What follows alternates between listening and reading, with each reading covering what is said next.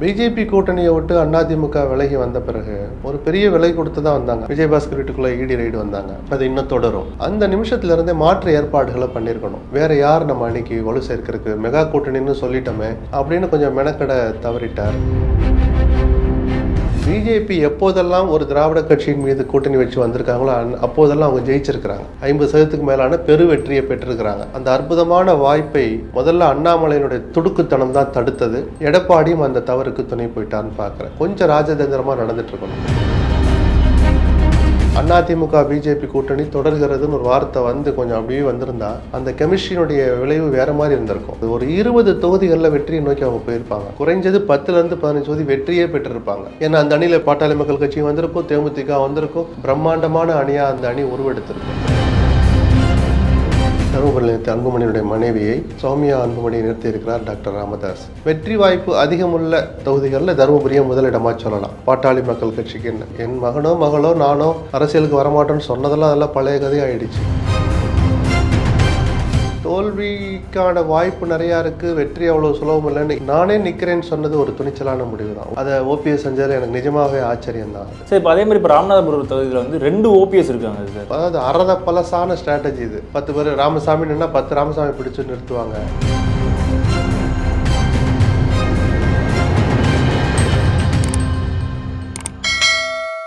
Sir வணக்கம் sir. வணக்கம் sir. இப்போது இந்த தேர்தல் களம் அப்படின்றது ரொம்ப சூடுபிடிச்சு போயிட்டுருக்கு. இப்போ பாராளுமன்ற தேர்தலில் அனைத்து கட்சியோட கூட்டணியும் முடிஞ்சு வேட்பாளர்லாம் அறிவிச்சிட்டாங்களே சார். அதை எப்படி பார்க்குறீங்க இப்போ? இல்லை, எதிர்பார்த்தது மாதிரி இதான் அமைஞ்சிருக்கு. ஏன்னா கடந்த ஒரு மாதமாகவே இது எந்த திசையில் போகும்னு ஓரளவு யூகிக்க முடிஞ்சிடுச்சு. தங்கள் முடிவை சொல்லாமல் இருந்த பாட்டாளி மக்கள் கட்சியும் தேமுதிகவும் ஆளுக்கு ஒரு திசையில் போய் பாமக பிஜேபி அணிலையும் தேமுதிக அதிமுக அணிலையும் செட்டில் ஆகிட்டாங்க. கடந்த பல தேர்தல்களைப் போலவே இந்த தேர்தலையும் சீமான் தனி அணியாக களம் காண்கிறார். எடப்பாடியை பிஜேபி அணியை விட்டு விலகிய எடப்பாடியை மீண்டும் தங்கள் அணியில் இணைக்கலாமான்னு கடைசி கட்டம் வரைக்கும் ஒரு 2 வாரங்கள் முன்பு வரைக்கும் கூட பிஜேபி மறைமுகமாக முயற்சி செய்தது. அந்த முயற்சி பலனளிக்கலை. அந்த வகையில் 4 அணிகளாக தேர்தல் களத்தை சந்திக்கிறாங்க. வழக்கம் போல் சுயேட்சையில் இருக்கிறாங்க. ஜனநாயக நாட்டில் அரசியல் கட்சிகளுக்கு இருக்கிற பலம் அவர்களுக்கு இல்லாமல் இருக்கா கூட சரிசமமான வாய்ப்பு சுயேட்சைகளுக்கும் இருக்குது. ஒரு சுவாரஸ்யமான தேர்தலாக எந்த தேர்தலையும் போல் இந்த தேர்தலும் பரபரப்புகளுக்கு, ஆச்சரியங்களுக்கு, அதிர்ச்சிகளுக்கு பஞ்சம் இல்லாமல் தான் இது நடந்துகிட்ருக்கு. 2 கவனிக்க தகுந்த விஷயத்தை நான் சொல்லுவேன். ஒன்று, பிஜேபி கூட்டணியில் ஒரு இடத்தில் போட்டியிடுகிற ஓபிஎஸ் அணியினர் அந்த ஒரு இடம் ராமநாதபுரம் தொகுதியாக வாங்கி அந்த இடத்தில் நானே நிற்பேன்னு ஓபிஎஸ் சொன்னது ஒரு ஆச்சரியம். அதிகாரமும் அந்தஸ்தும் நிறைந்த ஆளுநர் பதவியை ராஜினாமா செய்துவிட்டு தென் சென்னையில் களமிறங்க முன் வந்த டாக்டர் தமிழிசை சவுந்தரராஜன் முடிவும் கூட ஆச்சரியமும் கலந்தது தான். இப்போ உங்களோட பார்வையில் இந்த தேர்தல் களம் அப்படிங்கிறது எப்படி இருக்குது சார்? இப்போ பிஜேபி கூட்டணியை விட்டு அதிமுக விலகி வந்த பிறகு ஒரு பெரிய விலை கொடுத்து தான் வந்தாங்க. அல்லது என்ன விலை கொடுக்க வேண்டியிருக்குன்னு நல்லா தெரிஞ்சு தான் வந்தாங்க. விஜயபாஸ்கர் வீட்டுக்குள்ளே இடி ரைடு வந்தாங்க. அது இன்னும் தொடரும். ஸோ நம்ம வெளியில் வந்தால் இதெல்லாம் நடக்கும்னு தெரிஞ்சிருந்தும் உறுதிப்பட வெளியே வந்த எடப்பாடி அந்த நிமிஷத்துலேருந்தே மாற்று ஏற்பாடுகளை பண்ணியிருக்கணும். வேறு யார் நம்ம அன்னைக்கு வலு சேர்க்கிறதுக்கு, மெகா கூட்டணின்னு சொல்லிட்டோமே அப்படின்னு கொஞ்சம் மெனக்கட தவறிட்டார். அல்லது இந்த கசப்புகளெல்லாம் அப்புறம் வச்சுக்கலாம், நம்ம இப்போதைக்கு கூட்டணியை பற்றி நாங்கள் தேர்தல் வர்றபோது முடிவெடுப்போம்னு ஒரு கதவுகளை திறந்து வச்சுருந்துருக்கணும். பிஜேபிக்கு நான் சொல்கிறேன், கோபத்தையும் காட்டின மாதிரி இருக்கும், அவர்களுக்கு ஒரு பயத்தை ஏற்படுத்தின மாதிரி இருக்கும். அப்புறம் இந்த கூட்டணி தொடர்ந்து இருந்துச்சுன்னு வச்சுக்கோங்க. 2 மாதம் 3 மாதம் முன்னாடியே அதிமுக பிஜேபி கூட்டணி தொடர்கிறதுன்னு ஒரு வார்த்தை வந்து கொஞ்சம் அப்படியே வந்திருந்தா அந்த கெமிஸ்ட்ரியினுடைய விளைவு வேற மாதிரி இருந்திருக்கும். ஒரு என்ன சொல்கிறது, ஒரு 20 தொகுதிகளில் வெற்றியை நோக்கி அவங்க போயிருப்பாங்க. குறைஞ்சது 10 to 15 தொகுதி வெற்றியே பெற்றிருப்பாங்க. ஏன்னா அந்த அணியில் இப்போ இன்றைக்கி நடந்த மாதிரி பாட்டாளி மக்கள் கட்சி வந்திருக்கும், தேமுதிக வந்திருக்கும், பிரம்மாண்டமான அணியாக அந்த அணி உருவெடுத்திருக்கும். அந்த அற்புதமான வாய்ப்பை முதல்ல அண்ணாமலையினுடைய துடுக்குத்தனம் தான் தடுத்தது. பிஜேபி அதை சரி செய்ய தவறிவிட்டது. எடப்பாடியும் அந்த தவறுக்கு துணை போயிட்டான்னு பார்க்குறேன். கொஞ்சம் ராஜதந்திரமாக நடந்துட்டு இருக்கணும். அண்ணாமலை அப்புறம் பார்த்துக்கலாம். இன்றைக்கி நம்மளுடைய இலக்கு நாடாளுமன்ற தேர்தலில் ஒரு கணிசமான இடங்களில் ஜெயிக்கிறது தான். என்னதான் கருத்து முரண்பாடுகள் இருந்தாலும் பிஜேபி தனியாக வந்தால் இன்றைக்கும் பிஜேபி எதிர்ப்பு உணர்வு தமிழ்நாட்டில் அதிகமாக இருக்குன்னா கூட பிஜேபி எப்போதெல்லாம் ஒரு திராவிட கட்சியின் மீது கூட்டணி வச்சு வந்திருக்காங்களோ அப்போதெல்லாம் அவங்க ஜெயிச்சிருக்கிறாங்க. 50% மேலான பெரு வெற்றியை பெற்றிருக்கிறாங்க. அந்த வகையில் நம்ம வெற்றியை பெற்றிருக்கோம் அப்படின்னு ஒரு கணக்கு போட எடப்பாடி தவறிட்டாரோன்னு நான் பார்க்குறேன். ஸோ அப்போ தவிர்க்கவே முடியாமல் அதிமுக தலைமையில் ஒரு அணி, பிஜேபி தலைமையில் ஒரு அணி அமைஞ்சிடுச்சு. திமுக ஆல்ரெடி ஏற்கனவே இருந்த அணியை வலுவாக அதே மாதிரி தக்க வச்சுக்கிட்டாங்க. வழக்கம் போல் சீமானும் நான் தனியாக தான் நிற்பேன் 4 அணிகளாக நிற்கிறார். இந்த 4 அணி என்கிற போது சில தவறுகள், விமர்சனங்கள், லஞ்ச லாவண்யங்கள், ஊழல் எல்லாமே இந்த ஆட்சியிலையும் நடக்குது. எந்த ஆட்சியை போலும் திமுக ஆட்சியிலும் தவறுகள் நடக்குது தான், பல நல்லதுகளுக்கு இடையிலையும். அப்படிப்பட்ட ஆட்சிக்கு 40க்கு 40, 39க்கு 39 ஜெயிக்கிறது அப்படிங்கிறது நல்லதில்லை தான்.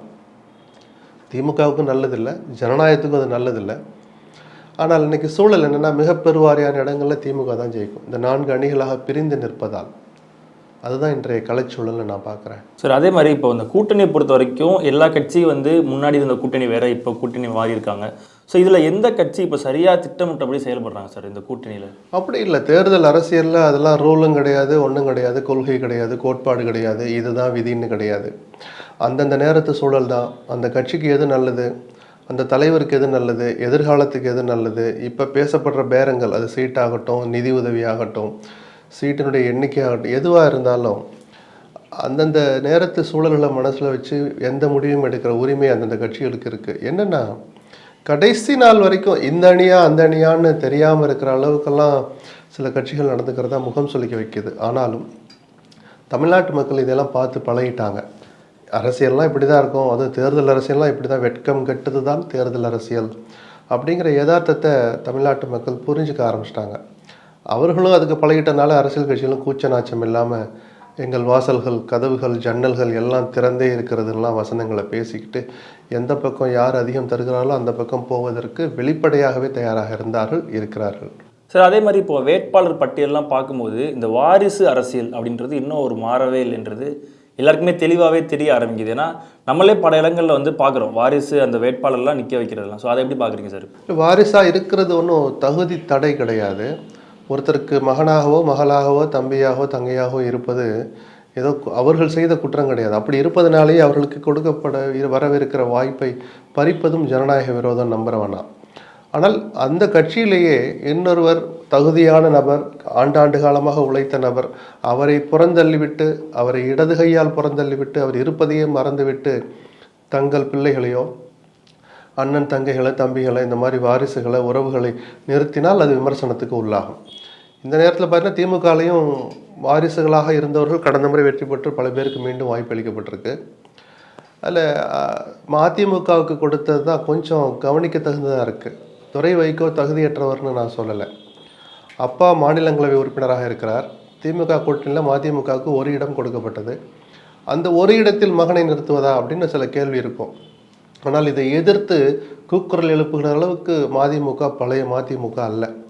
அப்படி வாய்ப்பு கிடைத்த துரை வைகோ வெற்றி பெற்றால் இதே தன்னடக்கத்தோடு பொதுமக்களுக்கு சேவையாற்றினால் அவருடைய அந்த செயலை நம்ம எல்லோருமே பாராட்டலாம். மற்றபடி வைகோவுக்கு மகனாக இருப்பது ஒன்றும் துரை வைகோவுடைய குற்றமும் அல்ல, தேர்தல் களத்துக்கு வரவே கூடாதுன்னு தடுப்பதும் நியாயம் அல்ல. ஆனால் இதே சங்கடம் மதிமுக பாமகவில் கொஞ்சம் குறைவு தான். ஏன்னா 10 இடங்கள் கொடுத்தாங்க பிஜேபி. அதில் 9 இடங்களில் கட்சிக்காரர்களை நிறுத்திட்டு ஒரு இடத்துல தன்னுடைய மருமகளை தருமபுரியில் நிறுத்தி அன்புமணியுடைய மனைவியை சௌமியா அன்புமணியை நிறுத்தி இருக்கிறார் டாக்டர் ராமதாஸ். ஸோ இங்கே இருக்கிற அந்த நெருடல் கூட அங்கே கிடையாது. என் மகனோ மகளோ நானோ அரசியலுக்கு வரமாட்டோன்னு சொன்னதெல்லாம் அதெல்லாம் பழைய கதையாகிடுச்சு. அப்படி வந்த பிறகு அன்புமணி சுகாதாரத்துறை அமைச்சராக பதவி வகித்த போது இந்த நாடே இன்னும் சொல்ல போனால் இந்த நாட்டு எல்லைகளை தாண்டி பல உலக நாடுகள் பாராட்டுகிற அளவுக்கு அவர் செயல்பட்டார். இதைத்தான் நான் சொல்ல வந்தேன்.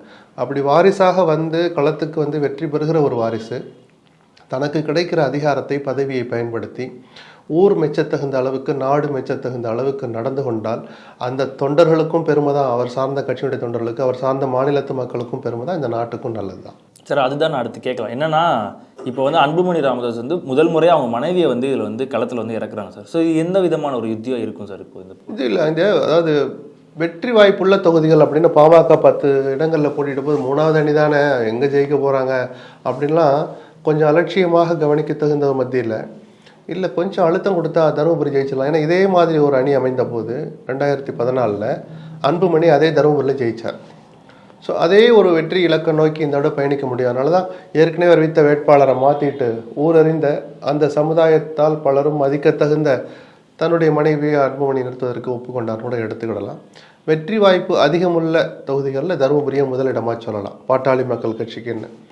மற்றபடி பிஜேபி அணியில் 4-5 பேர் அந்த வெற்றி இலக்கை நோக்கி போனாங்கன்னா நான் ஆச்சரியப்பட மாட்டேன். தேனியில் தினகரன் இருக்கிறார், பொன் ராதாகிருஷ்ணன் போட்டியிடுறார், அண்ணாமலை கடும் போட்டியை ஏற்படுத்துவார், தென்சென்னை போட்டி சுவாரஸ்யமாக இருக்கும். இப்படி கவனிக்க தகுந்த போட்டிகளை ஏற்படுத்துகிற அளவுக்கு பிஜேபி அணியிலும் வேட்பாளர்கள் களமிறங்கி இருக்கிறாங்க. ஸோ அதே மாதிரி சென்னையில் இப்போ ஒரே தொகுதியில் தமிழிசை தங்கப்பாண்டியன், அதுக்கப்புறம் தமிழிசை சவுந்தரராஜன், அதே மாதிரி ஜெயக்குமாரோட பையனை வந்து ஜெயவர்தன், இவங்கெல்லாம் போட்டிடுறாங்க. ஸோ இந்த ஒரு தொகுதி யாருக்கு சாதகமாக இருக்கும் சார்? இப்போ சாதகம்னு இல்லை, கூட்டணி பலம், தமிழச்சி எடுத்திருக்கிற நல்ல பெயர், நாடாளுமன்றத்தில் அவருடைய செயல்பாடுகள், படித்தவர், அப்படி ஒரு எலைட் கான்ஸ்டிடுவன்சி சவுத் சென்னை. அப்படிப்பட்ட தொகுதியில் தமிழச்சி முதல் முறையாக எம்பி ஆன போது அவர் நடந்து கொண்ட விதம், பணியாற்றிய விதம், இதெல்லாம் அவருக்கு கெட்ட பேரை முதல்ல சம்பாரித்து கொடுக்கல. அதுவே முதல் தகுதி தான். ஒரு அரசியல்வாதிக்கு முதல் தகுதி கெட்ட பேர் எடுக்காமல் இருக்கணுங்கிறது தான். தன் இயல்புக்கு மாறாக அவர் தொகுதியை வலம் வந்தார், தன்னால் இயன்றதை செய்தார்னு கொஞ்சம் நல்ல பேரும் எடுத்திருக்கிறனால, கூட்டணி பலமும் இருக்கிறனால அவருக்கு சாதகமாக இருக்க வாய்ப்பு இருக்குது. ஆனால் அவ்வளவு எளிதில் அது கிடைச்சிடாது அப்படின்னு சொல்ல வைக்கிற அளவுக்கு ஒரு ஊரறிந்த பிரபலம் கவர்னர் பதவி ரிசைன் பண்ணிட்டு வராருன்னு ஒரு பேச தகுந்த ஒரு விஷயத்தோடு உள்ளே வந்ததுனால தமிழிசையும் கவனம் ஈர்க்கிறார். ஜெயவர்தனுக்கு உள்கட்சி பிரச்சனைகளே ஒரு பலவீனமாக அமையும். மற்றபடி அவர் அந்த தொகுதியை பற்றி நன்கு அறிந்தவர், 5 ஆண்டுகள் எம்பியாக இருந்தவர்.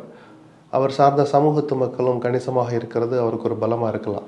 இன்னார் தான் வெற்றி பெறுவார் அப்படின்னு இப்போவே சொல்கிறது எனக்கு உடன்பாடு இல்லை. சரி, அதே மாதிரி இப்போ விருதுநகர் தொகுதியில் வந்து ராதிகா சரத்குமார், அதே மாதிரி விஜயகாந்த் அவருடைய பையன் விஜய் பிரபாகரன் போட்டிடுறாங்க சார். ஸோ அதை எப்படி பார்க்குறீங்க? இப்போ சுவாரஸ்யமாக தானே இருக்கும். எல்லா திரை உலகத்திலிருந்து வந்தவங்க. சரத்குமாரும் விஜயகாந்தும் அவ்வளோ நெருங்கிய நண்பர்களாக இருந்தவர்கள். நடிகர் சங்கத்தில் ஒருவர் தலைவராகவும் இன்னொருவர் பொதுச்செயலராகவும் இருந்து அந்த சங்கத்தை நல்ல விதமாக எடுத்துகிட்டு போனவங்க. அப்படி நெருக்கத்தில் இருந்தவர்கள் அரசியலுங்கிறது அதுதான், எதிர் அணியில் நிற்கிறாங்க. விஜய் பிரபாகரனை பொறுத்த வரைக்கும் தேமுதிகவுக்கு 5 நாடாளுமன்ற தொகுதிகளில் போட்டியிடுற வாய்ப்பும் ஒரு மாநிலங்களவை இடமும் கொடுத்தாங்க.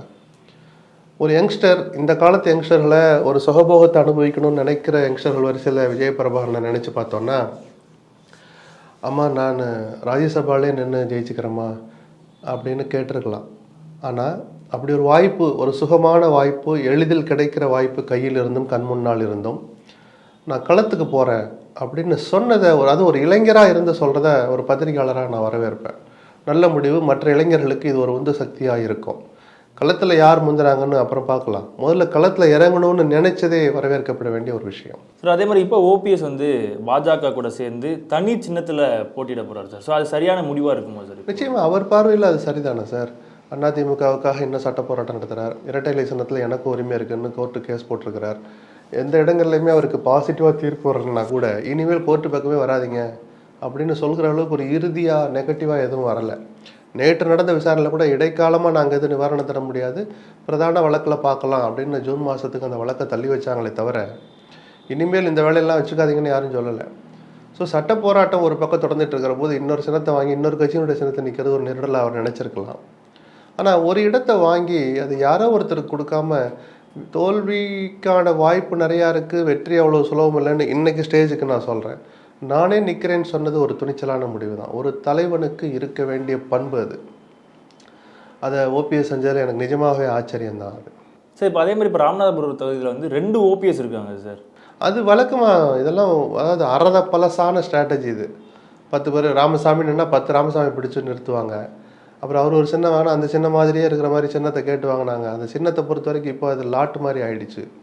ஸோ பேரில் எதாவது பண்ணோம். ஆனால் மக்கள் அவ்வளோ முட்டாள் இல்லை, விவரமான மக்கள். ஓபிஎஸ்னால் யார், அவருக்கு என்ன சின்னங்கிறது 2 நாளையில் போய் பரவிடும். ஓபிஎஸ்க்கு வாக்களிக்கணும்னு நினைக்கிறவங்க, அரசியலை கவனிப்பவர்கள் இந்த மாதிரியான சில விஷயங்களை எல்லாம் புறந்தள்ளிடுவாங்க.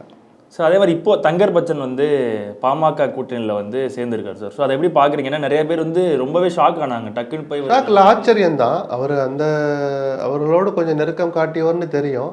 சீட்டில் களத்தில் இறங்கி தேர்தல் நிற்கிற அளவுக்கு இப்படி வருவார்னு நிஜமாக யாருமே எதிர்பார்க்கல.